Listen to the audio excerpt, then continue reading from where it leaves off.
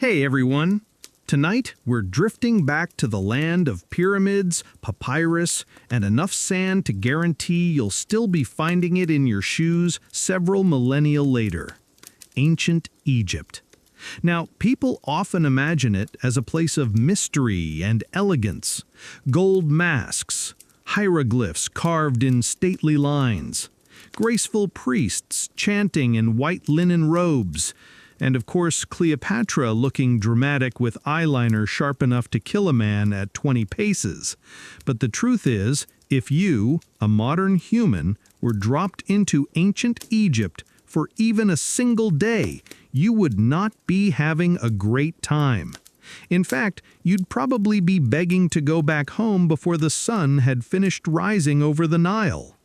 Now, before you get comfortable, take a moment to like the video and subscribe, only if you genuinely enjoy what I do here, and let me know in the comments where you tuning in from and what time it is for you. Let's set the mood. You're lying in bed, not your bed, because, unfortunately, you don't get a mattress stuffed with memory foam. Instead, you're on a pallet of reeds, or, if you're lucky, a wooden frame with some woven linen stretched across. The pillow? A carved headrest made of wood or stone. Basically, it's like trying to nap on a decorative shelf. Egyptians were apparently fine with this. Modern necks? Maybe not so much. Now, the good news is you won't be sleeping long enough to notice, because the sun rises early over Egypt, and so do the people. The Nile might flood on its own schedule, but farming, cooking, and construction don't wait. So you're up at dawn, bleary-eyed, with sand already clinging to every surface of your body. Breakfast? Well, hope you like bread, because that's your main option. Flat, coarse bread. The flour was ground with stone tools, which meant it usually contained a generous sprinkling of grit. So with every bite, you're slowly sanding down your teeth. Archaeologists studying Egyptian mummies have noticed that their teeth were often worn down to nubs, not from sugar, but from millennia of chewing on basically edible sandpaper. Delicious. And to wash it down, beer. Not the crisp lager you might be picturing, but a thick, porridge-like brew that was nutritious, filling, and probably about as fun to drink as wet bread, which, in many ways, is exactly what it was. Now, depending on who you are in society, your day takes a sharp turn. If you're a peasant, which, statistically, you almost certainly would be, your main job is farming. The Nile floods each year, leaving behind rich soil, which is great, except it also means your life is tied entirely to its schedule. When it floods, you're planting. When it recedes, you're harvesting. And in between, you're probably repairing irrigation canals, hauling baskets of mud, and swatting away insects the size of small pets. The heat? Let's just say unpleasant. Imagine working outside in 40 degrees Celsius sun in wool or linen that hasn't seen soap in weeks, all while your supervisor makes sure you're not slacking. And sunscreen hasn't been invented yet. The best you get is some oil rubbed on your skin, which makes you shiny but not less sunburned. And then there are the pests, flies, everywhere. Ancient Egyptians complained about them constantly. Some noble households even trained monkeys to catch flies, which is either ingenious or a sign that things had really gotten out of hand.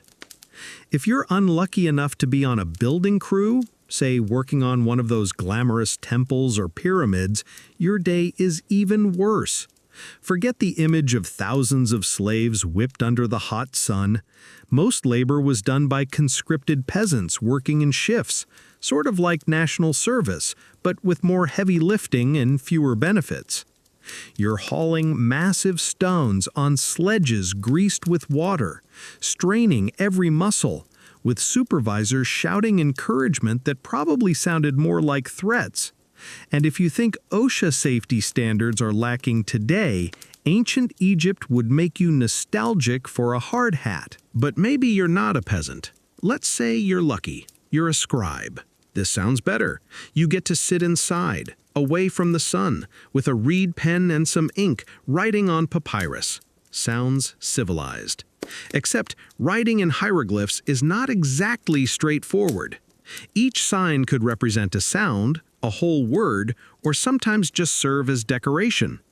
It's less like writing a shopping list and more like slowly assembling IKEA furniture instructions in 3 different languages. On top of that, the ink is made from soot or ochre mixed with water, and papyrus is about as forgiving as sandpaper. If you make a mistake, there's no erasing. You're just stuck with a permanent reminder of your bad day at the office. Now, if you're higher up the ladder, say nobility, your problems are different.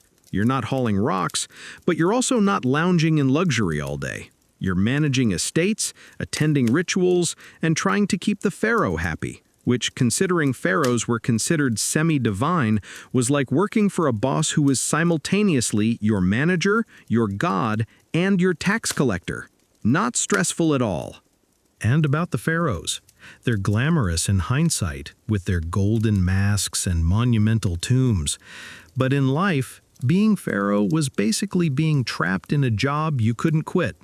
You had to perform rituals daily, make offerings to the gods, oversee a bureaucracy so large it makes modern paperwork look like child's play, and constantly worry about being overthrown. Oh, and if the Nile didn't flood properly, everyone blamed you personally. Divine power had its downsides. Meals throughout the day weren't much more varied than breakfast. Bread, beer, onions, maybe some fish if you lived near the river. Meat was rare unless you were wealthy. And sweets? Honey was the only sugar available, so unless you were in the elite, dessert was just another slice of gritty bread. And let's talk about hygiene. Ancient Egyptians were surprisingly clean by ancient standards. They bathed often, used scented oils, and shaved their heads to avoid lice.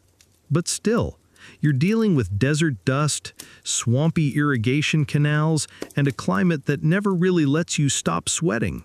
The perfume helps, but probably only so much. By evening, if you've survived the sun, the labor, the flies, the endless bread, you return to your reed mat or wooden cot. Your teeth ache from grit, your back aches from work, and you pray the Nile floods on schedule this year, because if it doesn't, famine. That's one day. And already, most modern listeners would be tapping out pretty quickly. No internet, no coffee, no air conditioning, just sand, sweat, and bread that doubles as a dental file. But ancient Egyptians lived this way not just for a day, but for lifetimes, generation after generation. And somehow, they built a civilization so enduring that we're still talking about it thousands of years later, which, frankly, might be their greatest miracle. Now, let's drift over into some specifics, because if you think daily life was rough, wait until you hear about the more colorful details, the odd jobs people worked, the strange medical practices, and what counted as entertainment when your main technology was sandstone. If farming, hauling, or endless paperwork weren't your destiny, you might find yourself in one of ancient Egypt's many specialized trades. The civilization ran on an enormous amount of labor, and someone had to do all of it. Take embalmers, for example. You might imagine their work is sacred and ceremonial, and yes, it was, but it was also messy. The process of mummification was long and not particularly fragrant. Removing organs, drying bodies with natron salts, wrapping everything in linen, it was a craft, but not the sort that smelled of roses. Embalmers wore masks of jackals to honor Anubis, but it probably also helped keep the stench out of their noses. The good news is, their work was essential and respected. The bad news is, embalming fluid is not an aroma you want clinging to your clothes. Then there were stonecutters and craftsmen who spent their lives chiseling statues, carving hieroglyphs, and shaping temples. It sounds artistic, and in some cases it was, but mostly it was repetitive, dangerous work under the sun, with tools that were basically copper chisels and hammers. Imagine carving out an entire obelisk with little more than patience and determination. It explains why half-built obelisks still lie abandoned in quarries. Sometimes the rock cracked, and months of effort were ruined. Priests had a slightly easier time, though their lives weren't exactly free of burdens. A priest's role was to care for the gods, not the people, which meant daily rituals, washing and dressing the statues of deities, offering food, reciting hymns, and making sure that, symbolically, the gods were well-fed and content. It sounds simple, but the rituals were rigid. Miss a step, and you might accidentally offend Ra or Osiris. And offending gods in Egypt was not a recommended career move. Doctors, or what passed for them, were another important profession. Egyptian medicine was a mixture of practical remedies and spells. They had some surprisingly effective treatments: honey as an antiseptic, willow bark for pain, yes, the same stuff that eventually became aspirin, but they also prescribed things like crocodile dung for contraception, which is less confidence-inspiring. If you had a broken bone, an Egyptian physician might splint it carefully. If you had a headache, they might suggest you sniff incense and recite a hymn. So your chances of recovery depended heavily on whether your problem was physical or spiritual. And then there were jobs that sound a bit stranger to modern ears. Professional mourners, for example. Families hired women to wail and lament loudly at funerals, ensuring the deceased received an appropriately dramatic send-off. If your grief was quiet, you could outsource the noise. Entertainers also existed: dancers, musicians, acrobats. Music was played with harps, flutes, and drums. People sang, clapped, and even told stories. Leisure in ancient Egypt wasn't about escapism. It was about rhythm, ritual, and repeating the same old tales. For the average person, though, entertainment looked more like board games. The Egyptians loved games like Senet, played with grids and pieces moved by throw sticks. It was part pastime, part spiritual exercise. The board was seen as a miniature journey through the afterlife, which means your leisure activity was also a rehearsal for eternity. No pressure. Children, at least, had some simpler joys. They played with balls made of papyrus, dolls carved from wood, and toy animals. They also ran around outside, which must have been slightly less fun when the outside was 90% blazing desert. Still, kids are resilient. If you can make a game out of throwing stones at each other, you can probably manage fine in Egypt. But let's pause on medicine again, because one of the strangest parts of Egyptian life is how deeply religion and health overlapped. Illness wasn't always seen as physical. It could be the result of evil spirits, curses, or divine displeasure, which meant that alongside ointments and surgery, you also got spells. If your leg hurt, you might get a poultice. If it kept hurting, you'd also get a prayer to drive away whatever invisible demon was gnawing on you. And childbirth? That was one of the most dangerous events in a woman's life. Midwives were experienced, but medical knowledge only went so far. Women turned to protective spells, amulets, and even figurines of the goddess Taweret, a hippo-shaped deity who guarded mothers and babies. It tells you a lot about how nerve-wracking childbirth was, that people found comfort in a protective hippo spirit. So far, we've covered labor, medicine, and some amusements. But what about leisure for the elites?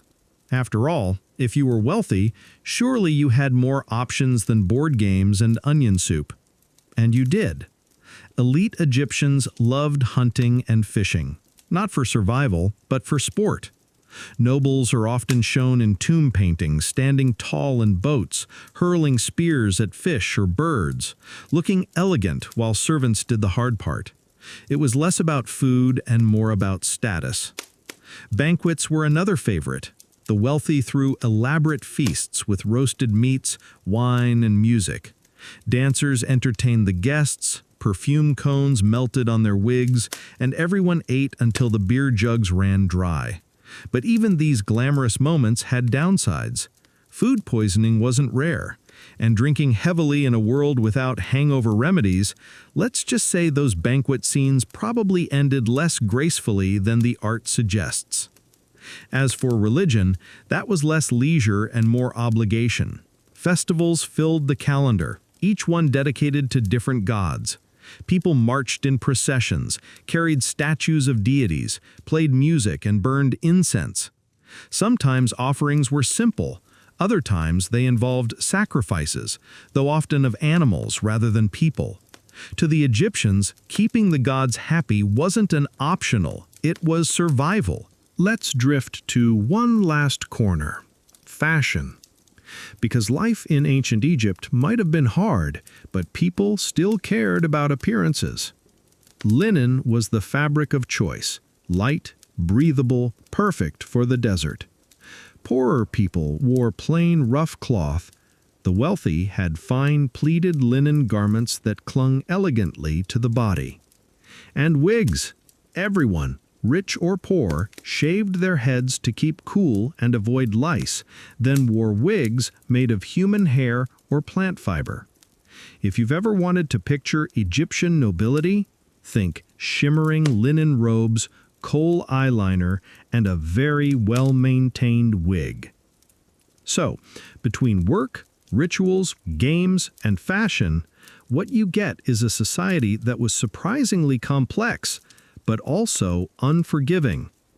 Every part of life, from medicine to makeup, was tied to survival in a land where nature could bless or destroy you in an instant. And still, the Egyptians found ways to laugh, play, and celebrate, which is remarkable considering how difficult it all was. Now, let's drift further, because if daily life and medicine weren't strange enough, wait until you hear about how ancient Egyptians treated death, which, spoiler, was less about quiet mourning and more about decades-long construction projects, elaborate rituals, and enough linen to wrap an entire city.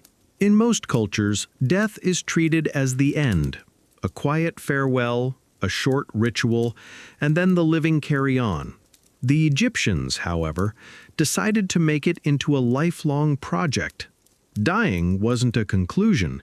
It was more like a logistical nightmare you started preparing for as soon as you could afford to. Let's start with the basics. Why the obsession? Because Egyptians believed death wasn't an ending, but a transition.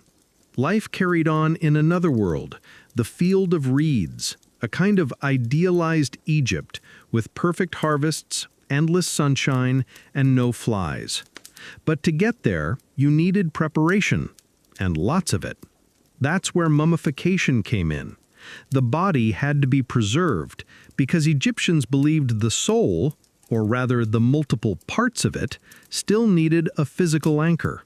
They didn't just think in terms of a single soul. There was the Ka, your life force, the Ba, your personality, often pictured as a bird with your head, and the Ak, a sort of transformed spirit that could interact with gods. If your body decayed, your Ka and Ba had nowhere to return to. So embalming was less about vanity and more about cosmic insurance. The process was elaborate. First, embalmers removed the internal organs, usually through a cut in the side. The heart was left for judgment in the afterlife, but the brain? That was discarded, often pulled out through the nose with a hook. Which raises the odd fact that one of history's most intellectual civilizations had no problem tossing brains into the trash. Apparently, it was just filler. The organs that mattered, liver, lungs, stomach, intestines, were dried and placed in canopic jars, each guarded by a minor deity. Imsati, with a human head, protected the liver. Happy, baboon-headed, took the lungs. Duamatef, jackal-headed, got the stomach. And Kebihesenuef, falcon-headed, kept the intestines. Imagine labeling your kitchen jars with those designs. It's very Egyptian interior decor. The body itself was dried out using natron, a natural salt from desert lakes. This process took weeks. Once desiccated, it was wrapped in layers of linen with resin to glue everything together. Amulets were tucked between layers, little charms to protect the deceased on their journey. Finally, the wrapped mummy was placed in a coffin, which might itself go inside another coffin, and sometimes another, until you had a sort of Russian nesting doll of death. And then came the tomb. For ordinary Egyptians, this might mean a simple grave with offerings of food and pottery. But for the wealthy, tombs became entire architectural projects. Mastabas, flat-roofed structures, were the early form.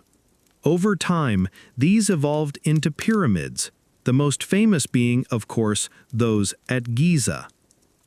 The pyramids were less about practical use, no one actually lived in them, and more about permanence. A mountain of stone declaring, "Here lies someone so important that their afterlife required half a nation's worth of labor." Pharaohs wanted eternity, and stone was the closest they could get. The inside of these tombs wasn't left bare. Walls were painted with scenes of daily life, offerings, and religious texts. Which leads us to the Book of the Dead, not a single book, but a collection of spells and instructions. Think of it as a cosmic cheat sheet for the afterlife. It told you which gates to pass, what passwords to say, and how to handle any underworld bureaucracy. Without it, you risked getting lost somewhere between the tomb and paradise. The most famous part of the journey was the weighing of the heart. In the Hall of Ma'at, goddess of truth and balance, the deceased's heart was weighed against a feather. If the heart was light, free of wrongdoing, you passed into the field of reeds. If it was heavy with sin, the heart was tossed to Amet, a monster part crocodile, part lion, part hippo, who promptly devoured it. Not eternal torment, not fire and brimstone, just snack time for Amet. Existence erased. Egyptians didn't fear hell so much as oblivion. All of this was serious business. Funerals included processions, offerings, prayers, and those professional mourners wailing at full volume. Families stocked tombs with food, tools, and even shabti figurines, little servant statues that would magically come to life in the afterlife to do your chores. Because even in paradise, apparently, you couldn't escape work unless you had backup staff. But while pharaohs and nobles got grand tombs, the vast majority of people did not. Ordinary Egyptians were buried in shallow graves, often in the desert sand. Ironically, this sometimes preserved them better than mummification. The hot, dry sand naturally desiccated bodies, creating accidental mummies. It turns out that nature was sometimes better at embalming than embalmers themselves. Let's not forget pets. Egyptians loved their animals, and some were mummified too. Cats, especially, were sacred to Bastet, the feline goddess. Archaeologists have found entire cemeteries of mummified cats. Dogs, ibises, even crocodiles got the same treatment. So yes, ancient Egypt basically invented the idea of pet cemeteries. For the living, though, preparing for death was a constant background task. Building a tomb wasn't something you left until the last minute. Pharaohs often started theirs the moment they took the throne. which meant you could technically say their reign began with their funeral planning. A little grim, but very organized. Of course, with all this focus on tombs, grave robbing became a problem. Gold, jewels, and treasures buried with the dead were irresistible. Pharaohs tried to prevent it with curses, traps, and hidden chambers. Most of these failed. By the time modern archaeologists arrived, most tombs had already been plundered. The great exception was Tutankhamun's tomb, discovered largely intact in 1922, filled with treasures that gave the modern world its enduring image of Egyptian splendor. So, to sum it up, death in Egypt wasn't just an ending, it was a project, a ritual, an industry. It shaped how people lived, what they built, and how they understood the universe. For them, immortality was achievable, but only if you got the details right.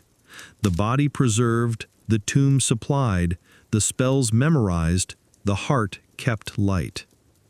It sounds elaborate, but perhaps that was the point. In a world where the Nile could flood too much or too little, where disease could strike without warning, the Egyptians built certainty into death. Whatever chaos life brought, the afterlife was ordered, structured, mapped out. And so, when you walk through their ruins today, what you see is not just a fascination with death, it's a fascination with control. Stone pyramids, linen wrappings, magic texts, all designed to keep eternity predictable. Of course, life carried on in all its messy unpredictability. Pharaohs schemed, peasants sweated, the Nile rose and fell. But in death, at least, the Egyptians believed they had things covered. Now, let's drift gently into the pharaohs themselves, because no discussion of ancient Egypt is complete without the rulers who made all this possible and impossible. Their lives were as strange, troubled, and occasionally ridiculous as the monuments they left behind. When people imagine pharaohs, they picture golden masks, towering statues, and regal figures staring down the centuries with serene authority. In reality, pharaohs were people.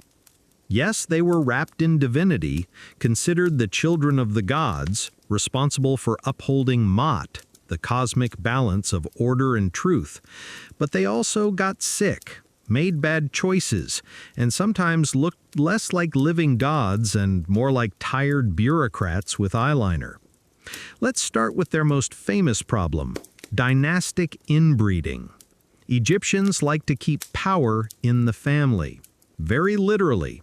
Brother married sister, aunt married nephew, and cousins married each other. Why?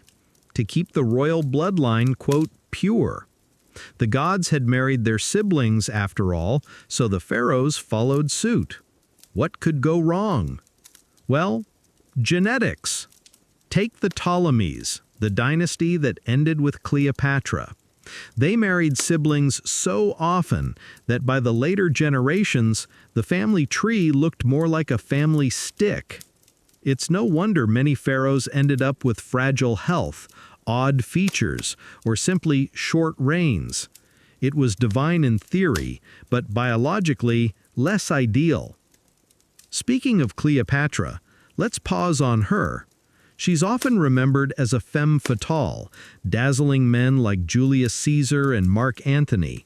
But in truth, her reign was less about seduction and more about sheer survival. She inherited a crumbling dynasty propped up by Rome's mood swings. She spoke multiple languages, governed shrewdly, and fought tooth and nail to keep Egypt independent. Yes, she wore elaborate wigs and dramatic eyeliner, but behind the glamour was a ruler managing famine, war, and political chaos. Not exactly the sultry stereotype Hollywood prefers. Then there's Akhenaten, perhaps the strangest pharaoh of them all. He decided Egypt's centuries-old religion was wrong. Instead of worshipping dozens of gods, he decreed there would be only one, Aten, the sun disk. He shut down temples, moved the capital, and forced everyone to worship this glowing circle in the sky. It was the world's first attempt at monotheism. The people, unsurprisingly, were not thrilled. When he died, the old religion came rushing back, and his name was so thoroughly erased from monuments that for centuries no one remembered he'd existed. Imagine running a radical religious revolution only for future generations to pretend you were just a typo in the records. But perhaps the pharaoh most people know, thanks to his glittering tomb, is Tutankhamun, King Tut. He ruled as a boy, died as a teenager, and accomplished very little. Yet because his tomb was found largely intact, he's now the poster child for ancient Egypt. In reality, he was the unlucky result of all that inbreeding. CT scans of his mummy suggest he had a clubfoot, malaria, and possibly a cleft palate. He needed canes to walk, which is a far cry from the striding warrior king depicted on his artifacts. Tutankhamun was divine in title, but fragile in body. His fame today has less to do with what he did and more to do with the accident of archaeology. Other pharaohs had equally awkward legacies. Ramses II, called Ramses the Great, ruled for 66 years and fathered so many children that historians lose count somewhere past 100. His mummy still survives, and when it was flown to France for preservation work in the 1970s, it was issued a legal Egyptian passport. Occupation: king. Deceased. Ramses might have enjoyed the irony, millennia later, still treated as a VIP traveler. Pharaohs were also fashion icons. They wore elaborate linen garments, gold jewelry, and of course that striped headdress known as the nemes. The crook and flail, their signature symbols, weren't farming tools anymore. They were props, held across the chest to symbolize kingship. Their makeup wasn't just for looks either. Kohl eyeliner protected against the glare of the sun and possibly repelled flies. So yes, pharaohs were stylish, but also practical. Eyeliner wasn't just a fashion statement. It was ancient bug spray. But divine power came with divine expectations. Pharaohs were responsible for making sure the Nile flooded properly, crops grew, and enemies stayed away. If the flood failed, people starved. And who got the blame? The pharaoh. It didn't matter that the river followed natural cycles. To Egyptians, the king was the link between gods and humans. So when things went wrong, it was his fault. That kind of pressure makes modern leadership jobs look relaxing. Of course, pharaohs were also human in their pettiness. Court politics were filled with intrigue, jealous rivals, and power struggles. Harem conspiracies occasionally surfaced, where royal wives plotted to replace heirs with their own sons. Assassination attempts happened. Being a god king didn't make you immune to being stabbed in the back, literally or politically. Even in death, pharaohs couldn't rest easy. Their tombs were supposed to guarantee eternal peace, but in reality, they attracted thieves. Some were broken into within decades of burial. Others were emptied by later rulers recycling the gold. Imagine spending your whole life preparing for eternity, only for some opportunist to strip your tomb bare before the paint even dries. And yet, despite the fragility, the family drama, the awkward fashion choices, pharaohs still commanded awe. They were painted larger than life on temple walls, leading armies, smiting enemies, offering to the gods. Reality may have been less impressive, but image was everything. And the Egyptians perfected image. So, would you last as a pharaoh in ancient Egypt? Probably not.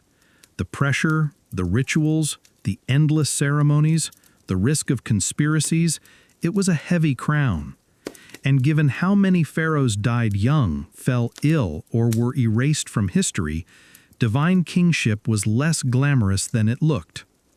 Now, let's drift from the palaces of kings to the temples of gods, because the pharaohs might have ruled, but the gods ruled them.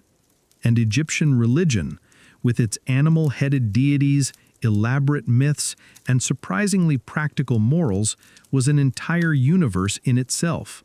The first thing to know about the Egyptian gods is that there were a lot of them, not a polite handful, hundreds. From the grand cosmic deities who created the world to the minor spirits who protected door hinges or guarded a single tree. If you were Egyptian, you lived in a universe crowded with divine personalities. Some were majestic, some were slightly ridiculous, and all of them had a say in your life. At the top of the divine hierarchy was Ra, the sun god. He sailed across the sky each day in his solar bark, bringing light to the world. Each night he descended into the underworld, where he had to fight off chaos serpents like Apophis. The next morning, he rose again. It was reassuring, in a way. Egyptians could see the cycle daily. The sun rose, the sun set. Ra was doing his job, even if it involved a lot of night shifts and serpent battles. Then came Osiris, the god of the afterlife. His story is perhaps Egypt's most famous. Once a king on earth, he was murdered by his jealous brother Set, dismembered and scattered across the land. His devoted wife, Isis, painstakingly reassembled him, reviving him long enough to father Horus. Osiris then became lord of the underworld, presiding over the weighing of hearts. His green skin symbolized rebirth, though it also made him look slightly seasick. Isis herself became one of Egypt's most beloved deities. She was a goddess of magic, motherhood, and protection. Egyptians wore amulets of her, prayed to her in childbirth, and invoked her spells in healing. She was, essentially, the divine multitasker, patron of both queens and ordinary mothers. If you needed help, Isis was the safe bet. Her son Horus was another key figure. With the head of a falcon and eyes said to represent the sun and moon, he symbolized kingship.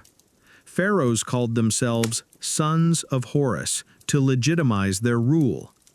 Horus was locked in a cosmic feud with his uncle Set, god of chaos and deserts.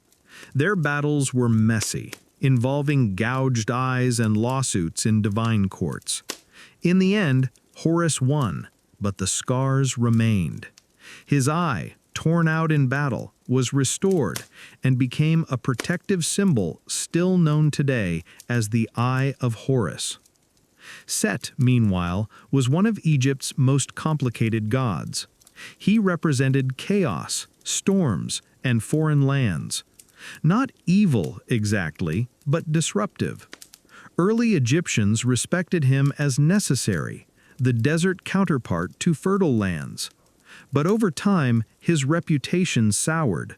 By the New Kingdom, he was practically the villain of the pantheon, depicted with a strange animal head that scholars still can't identify. It's part aardvark, part donkey, part question mark. Then there was Anubis, the jackal-headed god of mummification. Egyptians saw jackals lurking around cemeteries, so it made sense that a jackal god would guard the dead. Anubis weighed hearts, guided souls, and made sure mummification was done properly. His black fur symbolized both death and fertility, the rich black soil left by the Nile flood. Anubis might look eerie, but he was more protector than menace. Calm gods filled every niche of life. Thoth, with the head of an ibis, was god of writing and wisdom. He supposedly invented hieroglyphs, which made him every scribe's favorite deity. Hathor, goddess of love, music, and joy, was depicted as a cow or a woman with cow horns. She presided over festivals and dance. Bastet, the cat goddess, protected households. Egyptians loved cats so much that harming one was a crime punishable by death. Imagine explaining that to your modern neighbors. Sorry, I can't come out, my cat is legally divine. Even minor deities had their place. Bes, a squat, lion-faced dwarf god, protected children and households. He looked more like a mischievous gremlin than a regal deity, but Egyptians adored him. Statues of Bes were tucked into bedrooms, his grinning face believed to scare off evil spirits. If Ra was majestic and distant, Bes was the friendly, slightly chaotic house guest who never left. Festivals were constant. Temples weren't just quiet shrines, they were centers of community. Processions carried statues of gods through the streets. Offerings of bread, beer, and meat piled high. Music, dancing, and drinking followed. Religion wasn't separate from life. It was life. Every field plowed, every baby born, every illness treated, all required divine acknowledgement. And pharaohs themselves weren't just rulers, they were living bridges to the gods. They performed rituals daily in temples, though realistically priests did most of the heavy lifting. Still, pharaohs were depicted as feeding gods, smiting enemies, and keeping Ma'at, the divine order. The gods were eternal, pharaohs were temporary, but as long as the king served them, Egypt prospered. The gods also had their quirks. They weren't flawless beings of perfection. They quarreled, cheated, and sometimes made baffling decisions. In myths, they behaved much like humans, just bigger, shinier, and with more animal heads, which made them relatable. If your rulers were flawed, at least the gods were too. Everyone was muddling through. The sheer number of deities meant Egyptians could pick favorites. Farmers leaned on Osiris and Isis. Hunters prayed to Horus. Mothers called on Tauret, the hippo goddess of childbirth. Sailors asked for protection from Neith. The divine world was like an enormous, chaotic, extended family. And like any family, there were rivalries, scandals, and occasional reconciliations. So in Egypt, religion wasn't just belief, it was daily practice, woven into every action. The gods were present at your birth, your meals, your work, and your death. Ignore them at your peril. Now, with gods crowding every corner, pharaohs juggling divine duties, and peasants praying for a good flood, what was left? The daily business of court life. Because behind the temples and monuments, the royal palaces were buzzing with politics, rivalries, and the kind of petty drama that makes even divine kingship feel remarkably human. When you picture an Egyptian palace, you might imagine marble floors, golden thrones, and servants fanning the pharaoh with palm leaves while harps play softly in the background. And yes, there was some of that. But palaces were also practical, administrative centers. Busy, noisy, full of scribes shuffling papyrus, guards clanking spears, and envoys queuing for an audience. Think less luxury resort, more government building with decorative lotus columns. The pharaoh's household wasn't just family, it was an entire ecosystem. Dozens of wives, hundreds of servants, armies of officials, and more extended relatives than anyone could reasonably track. At the center stood the great royal wife, the queen. She wasn't just a consort, she was often Pharaoh's closest advisor, priestess, and political partner. In some cases, she even ruled in her own right. Take Nefertiti, wife of Akhenaten. She's famous today for her elegant bust, which makes her look like she just stepped out of a beauty salon. But in reality, she was a co-ruler during Egypt's strangest religious experiment. When Akhenaten forced everyone to worship Aten, Nefertiti wasn't just standing by with a polite smile. She appears in temple reliefs offering sacrifices, smiting enemies, and basically doing pharaoh things. After Akhenaten's death, Some scholars think she even ruled briefly under another name, which makes her less of a decorative queen and more of a slightly erased pharaoh. Then there's Hatshepsut, who didn't even bother with the queen title. She declared herself pharaoh outright. To make this more acceptable, she was often depicted in male regalia, complete with the false beard. The art shows her as a king, but inscriptions still use feminine grammar. It's a visual contradiction the Egyptians seemed perfectly fine with. Her reign was long, peaceful, and prosperous. Naturally, her successor tried to erase her from history. Apparently, running a stable kingdom was less memorable than being an insecure man with a chisel. Queens weren't always loved, though. Court life was full of rivalries. Pharaohs often had multiple wives, with secondary consorts competing for influence.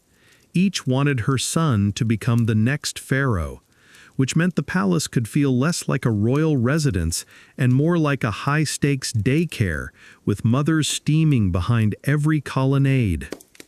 And then there were the concubines. Pharaohs maintained harems, not always for pleasure but often for politics. Marriages secured alliances, so foreign princesses were shipped to Egypt as part of treaties. Imagine being a daughter of a minor Syrian king, suddenly sent to live in Thebes, surrounded by people speaking a different language, all while competing for attention with the great royal wife and a dozen other candidates. It was less romantic paradise, more international hostage exchange program with extra eyeliner. Inevitably, palace intrigue turned deadly. One of the most famous scandals is the so-called harem conspiracy against Ramses III. Several of his secondary wives plotted to assassinate him and put their own son on the throne. The plot involved palace officials, servants, and even scribes forging documents. It failed, mostly. Ramses III was badly injured, possibly his throat cut. He may have lingered for a time, but he didn't survive long. The conspirators were put on trial, and many were executed. It turns out that being God King didn't protect you from family drama with knives. Life in the palace wasn't all plotting, of course. There were also festivals, banquets, and endless ceremonies. Pharaohs and queens dined on roasted meats, honey cakes, and imported wine. Guests wore perfume cones, lumps of scented fat that melted slowly on their wigs, releasing fragrance as the evening went on.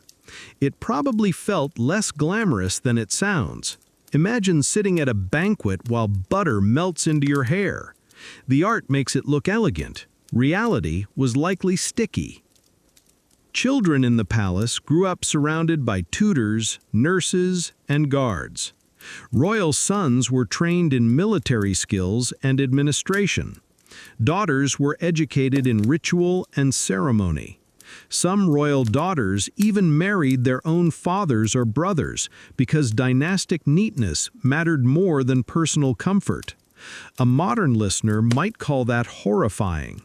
The Egyptians called it tradition. And speaking of traditions, royal women often carried heavy religious duties. Queens were associated with goddesses like Hathor and Isis, serving as living embodiments of divine motherhood and protection. This wasn't symbolic fluff. It gave queens real authority, especially when pharaohs were young or weak. A queen mother could wield enormous power from behind the scenes, shaping policy without ever wearing the crown. The palace also doubled as a stage. When foreign envoys visited, they were led through vast halls decorated with painted columns, their floors inlaid with blue tiles meant to resemble water lilies. They'd bow before the pharaoh, who sat on a throne raised high enough to make everyone else look small. The message was clear. Egypt was wealthy, powerful, and eternal. Even if the Nile was misbehaving, and the palace kitchens were running low on onions. Still, for all the grandeur, the palace was fragile. Power depended on one person, If the pharaoh was strong, Egypt flourished. If he was weak, the palace became a nest of factions, each trying to push their candidate forward. Some reigns ended with smooth succession. Others dissolved into chaos. Which explains why so many pharaohs were obsessed with carving their names in stone. They knew memory could outlast bloodlines. So, while temple walls show harmony and divine order, palace life was often anything but. It was a mix of rituals, politics, ambition, and insecurity, which is, in many ways, more relatable than the myths. Even in the world's oldest monarchy, people argued about who got the best room, who got the pharaoh's attention, and whose children would inherit the toys. And as night fell over those grand courtyards, with oil lamps flickering against painted walls, you might hear music drifting from a banquet hall, or whispers echoing from the harem. Because in Egypt, as in every palace across history, the most dangerous battles weren't fought on fields, but in bedrooms. Now, let's drift gently from the palace to another part of Egyptian life, the battlefield. Because while pharaohs like to be depicted smiting enemies, the reality of Egyptian warfare was far less glamorous and a lot more uncomfortable. If you've seen Egyptian art, you've seen the pharaoh smiting enemies. Always the same pose, one arm raised, mace in hand, enemies kneeling helplessly below. It's an image that appears on temple walls, statues, and reliefs across centuries. And it was art, not reality. In reality, Egyptian warfare was messy, exhausting, and deeply uncomfortable. Let's start with the basics. Who fought? At first, it was farmers. The Egyptian army began as a kind of national service. When the Nile flood covered the fields and there was no farming to do, peasants were conscripted to dig canals, build monuments, or march off to war. Later, as Egypt expanded and enemies multiplied, the army became more professional. But still, for many, soldiering was just another unpleasant seasonal job. The equipment wasn't exactly cutting-edge either. Early soldiers had simple shields of wood and hide, spears and axes. Bronze weapons came later, but iron arrived slowly. So if you were an Egyptian soldier, you were likely going into battle with gear that bent, broke, or dulled quickly. The shield helped, but not against arrows. The helmet? There usually wasn't one.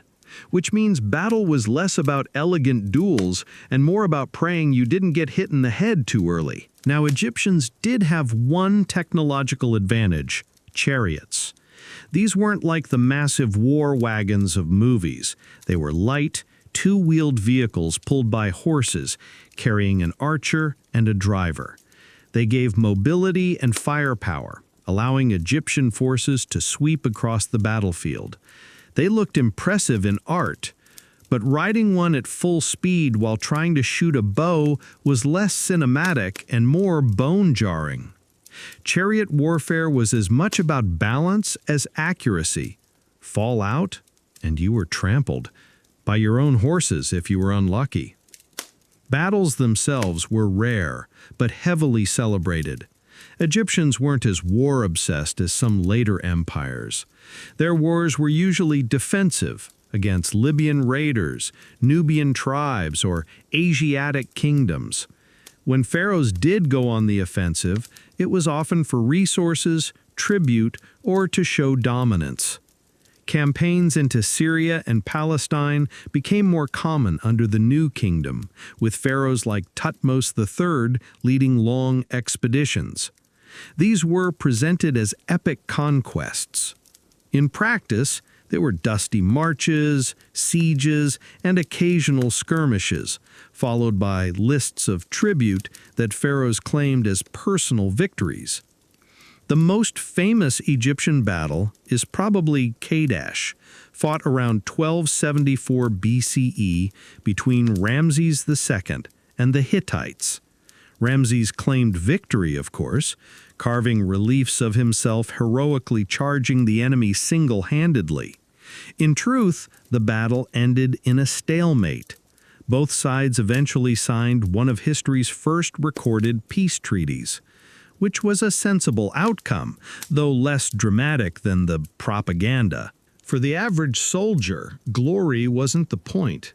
Pay was. Soldiers were rewarded with food, clothing, and sometimes land. Captives from campaigns might become slaves. Soldiers might receive gold or symbolic honors.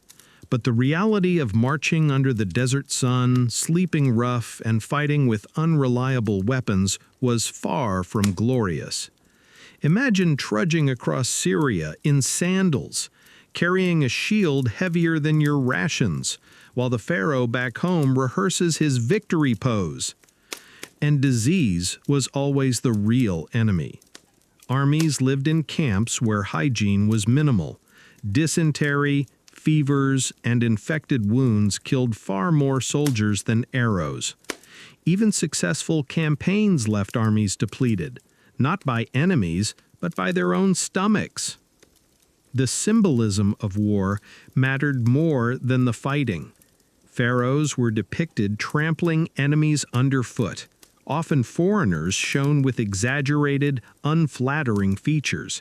The message was clear: Egypt was order, foreigners were chaos. In reality, foreigners were often neighbors, trading partners, or occasionally in-laws. But propaganda prefers simplicity. Let's not forget the Navy. The Nile was Egypt's lifeline, so boats were natural extensions of the army. Egyptian ships were light, wooden vessels powered by oars and sails. They could transport troops quickly and occasionally fight at sea. But naval battles were rare. Most riverine warfare involved chasing bandits or moving armies to trouble spots. Still, the sight of Egyptian war galleys gliding down the Nile must have been impressive, especially if you were a peasant watching your grain harvest float away as army rations. Being a soldier had social perks, though. Military service could raise your status. Veterans were given plots of land, sometimes with laborers to farm them. Tomb inscriptions boast of soldiers who rose from obscurity to wealth thanks to campaigns. So while dangerous, it was also one of the few ladders of social mobility available. Pharaohs, of course, rarely fought personally. Despite the dramatic carvings, most pharaoh smiting enemies scenes were symbolic. The king might ride in a chariot, direct from a distance, or arrive after the battle to take credit, which is fair, considering pharaohs were divine. If you're the bridge between gods and humans, perhaps ducking arrows isn't in your job description. But it left the soldiers to do the less divine business of sweating, bleeding, and hoping for decent rations.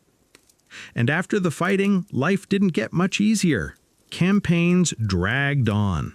Soldiers carried spoils home, sometimes foreign wives or children as well. Egypt became a patchwork of influences, bringing in words, goods, and ideas from conquered lands. The soldiers brought home more than scars, they brought change. So Egyptian warfare wasn't endless carnage. It was infrequent, practical, and often exaggerated for effect. The monuments show pharaohs trampling Asia and Africa beneath their sandals. The reality was slower, dustier, and far more human. And while soldiers marched and pharaohs posed, artisans back home were chiseling every detail into stone, ensuring Egypt's victories, real or imagined, would outlast even the pyramids. Which leads us neatly to the next quiet drift: art, writing, and the Egyptian obsession with leaving something behind in durable form. When you think of Egypt, you probably picture walls covered in hieroglyphs, statues gazing sternly into eternity, and monuments so big they make modern skyscrapers look insecure. And that's no accident. Egyptians were obsessed with memory. If life was fleeting and the afterlife uncertain, the best insurance policy was to carve your name in stone, preferably very large stone. Let's start with hieroglyphs. They look elegant, little birds, eyes, reeds, and symbols arranged in neat rows. To the Egyptians, this wasn't decoration, it was sacred. Hieroglyphs were the words of the gods, believed to carry magical power. Writing something down wasn't just communication, it was a spell of permanence. To carve a name was to make it live. To erase it was to kill it.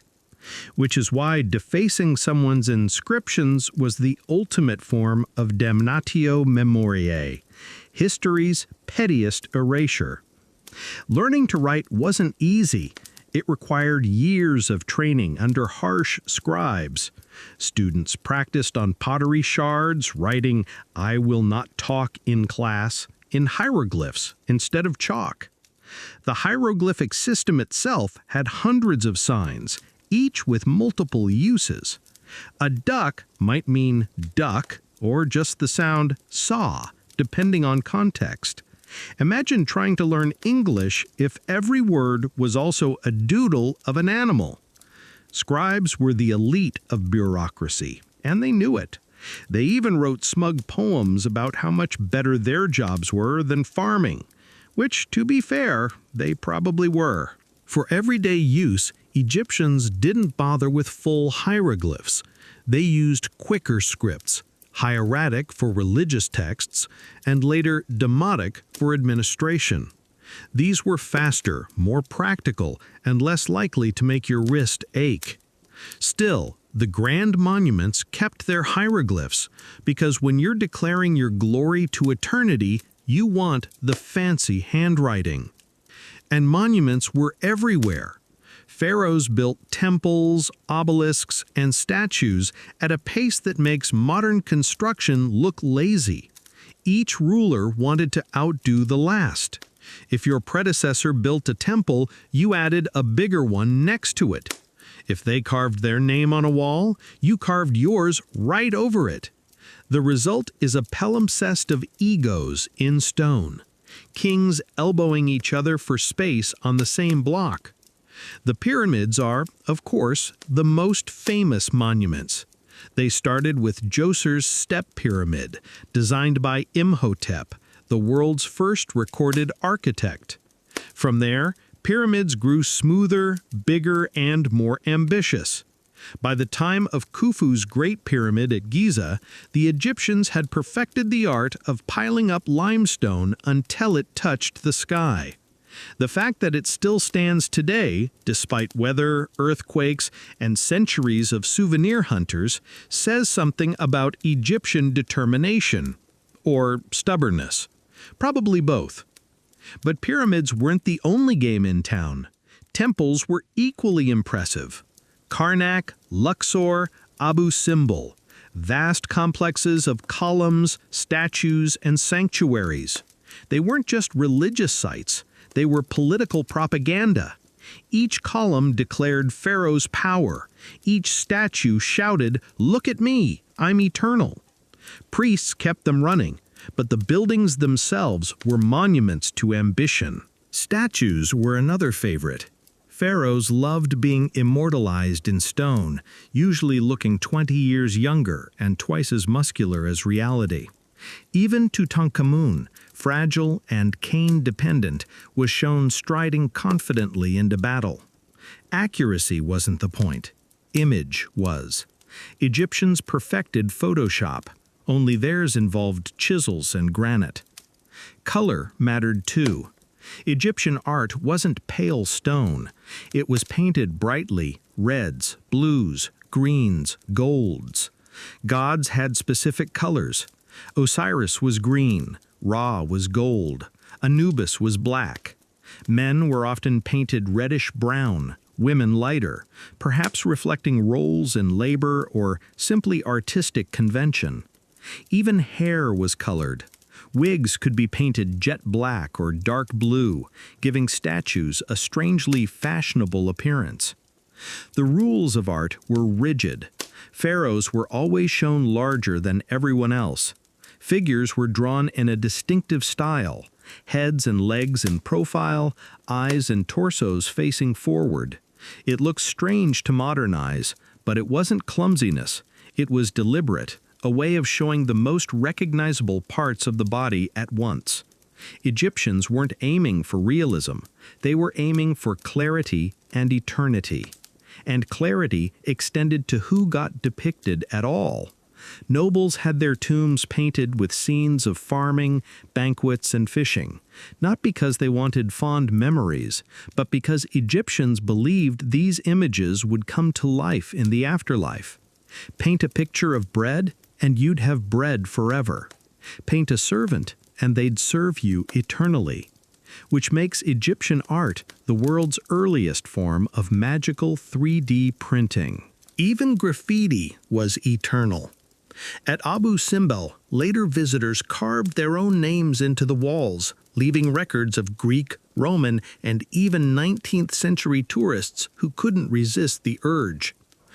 Ancient Egypt's monuments were so permanent they became other people's canvases, a cosmic irony the pharaohs might not have appreciated.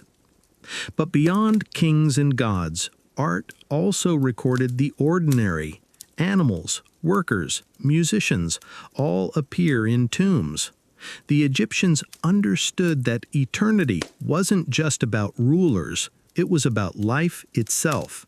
The Nile, the harvest, the banquet. In preserving their world, they gave us glimpses of their humanity. Writing and monuments weren't just for beauty, they were power. Pharaohs used inscriptions to record victories, demand offerings, and remind everyone who was in charge. Even lies were immortalized. If you lost a battle, you carved a victory scene anyway. If you built nothing, you carved your name onto someone else's temple. Truth was negotiable, stone was not. So, Egyptian art and writing were less about aesthetics and more about survival. The survival of memory, image, and status. Which is why, thousands of years later, we can still walk among their words and faces. Their strategy worked. Now, as we drift out of the echoing halls of temples and the silent gaze of statues, let's move into the quieter corners of Egyptian knowledge, their science, calendars, and curious medical recipes.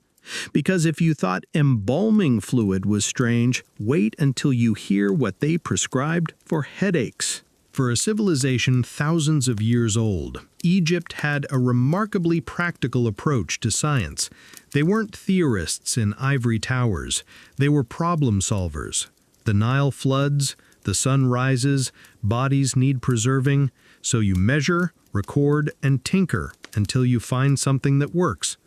Of course, works in ancient Egypt sometimes meant sort of works if you squint. Let's begin with their calendar. Egyptians noticed early on that the Nile's flood had a rhythm. Each year, the river swelled, spread fertile silt across the land, and retreated. Life depended on this cycle. To track it, they watched the sky. In particular, the rising of the star Sirius, which appeared just before the flood. This wasn't coincidence. It was astronomy as survival strategy. Their calendar divided the year into 12 months, 30 days each, plus 5 extra days at the end. 3 seasons: inundation, growth, and harvest. That's it.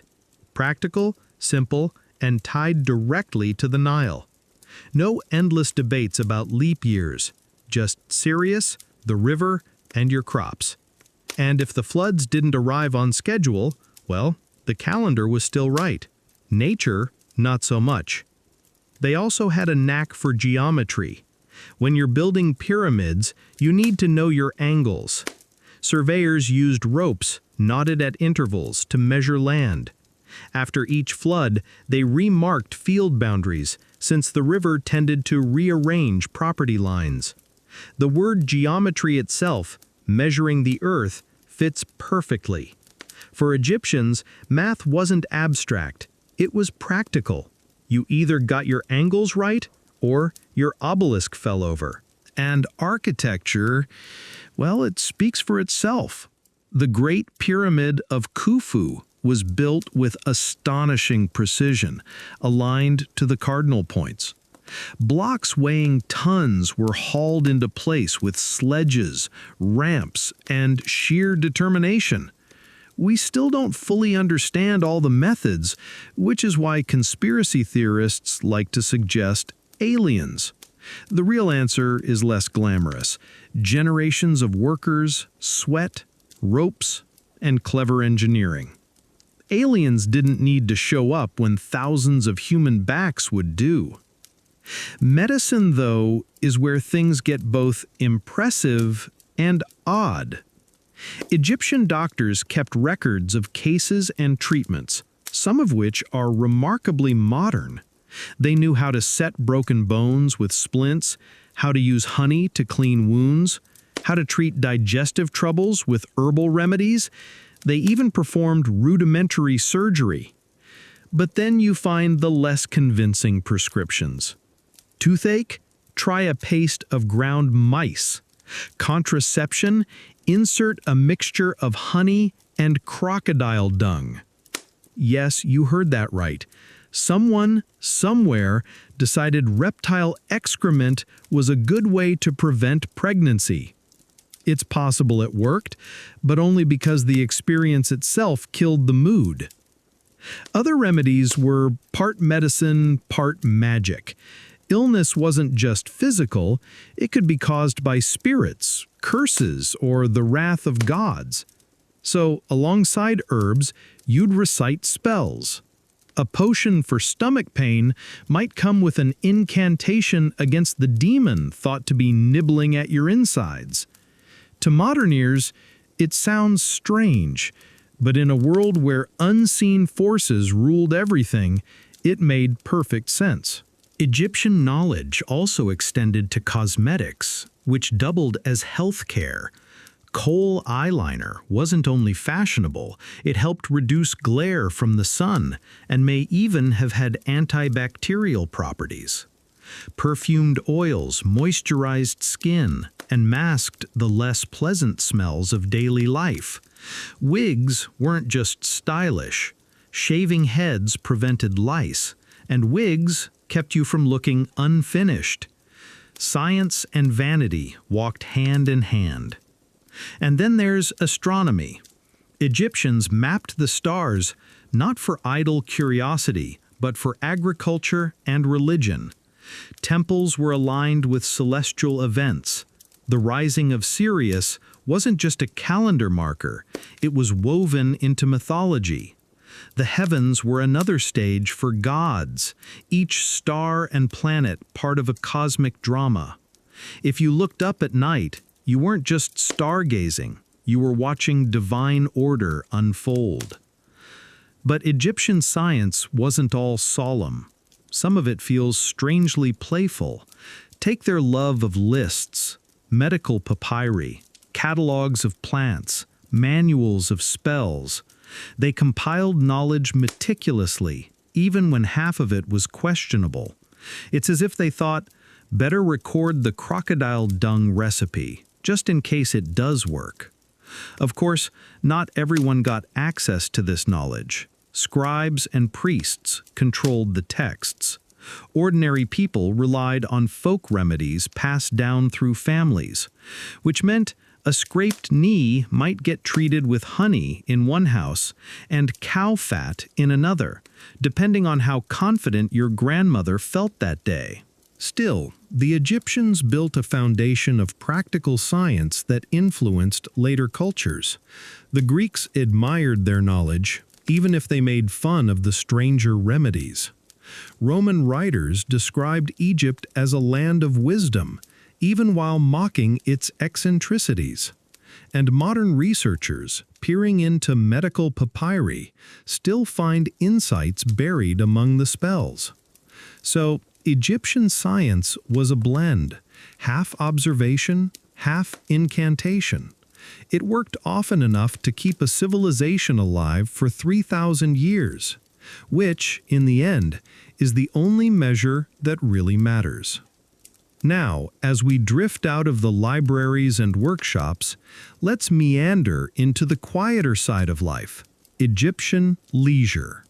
Because for all their labor and rituals, they still found time to play, sing, and celebrate.